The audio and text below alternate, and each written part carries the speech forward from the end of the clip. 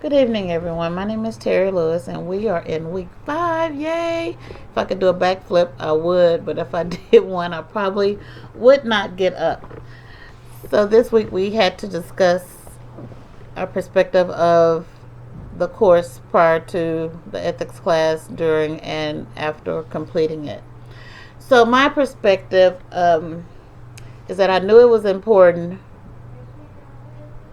before I took the ethics class. I knew it was important for school counselors or mental health counselors to be familiar with ethical guidelines um, that tells us and shows us how we must present ourselves to our students and our parents, and just professionally ourselves.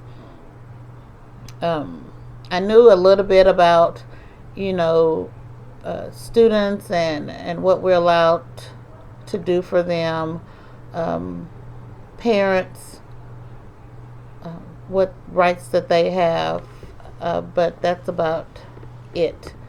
During the course, though, I have learned so much, and it's so. I wish this class was a lot longer than 5 weeks because it's shoving so much information that is so pertinent to our field and what we have to do. I'm gonna have to go back and reread everything over again, um, and just take notes and familiarize myself with the ethical codes. Um, Also, I learned, the difference of it being ethical and unethical. I kind of knew a few things that kind of made sense to me, but just to dig in and understand it fully, better understanding, like I said, the legal rights of our parents, and boundaries. Like, I didn't realize that, you know, I understand boundaries, but when you live in a city and, you might counsel kids that you taught their siblings, and you come across them again when they're in high school or whatever. So just understanding boundaries and how they can, presumably present a problem for us. um, After this class, I just feel like my brain is just about to explode. But professional development is ongoing for me as a school counselor, as long as I choose this to be my profession. So many things change so fast and so often that professional development is a must. We have to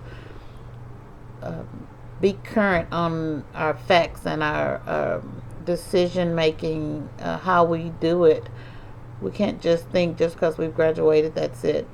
I just know that every year we should be following up and continuing our education with the school counseling profession. And as a counsel, we have a huge responsibility to uphold trust to our students and our parents and ourselves.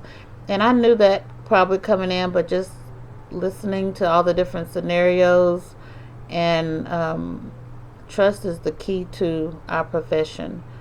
If our students don't trust us, then we can't proficiently do our jobs.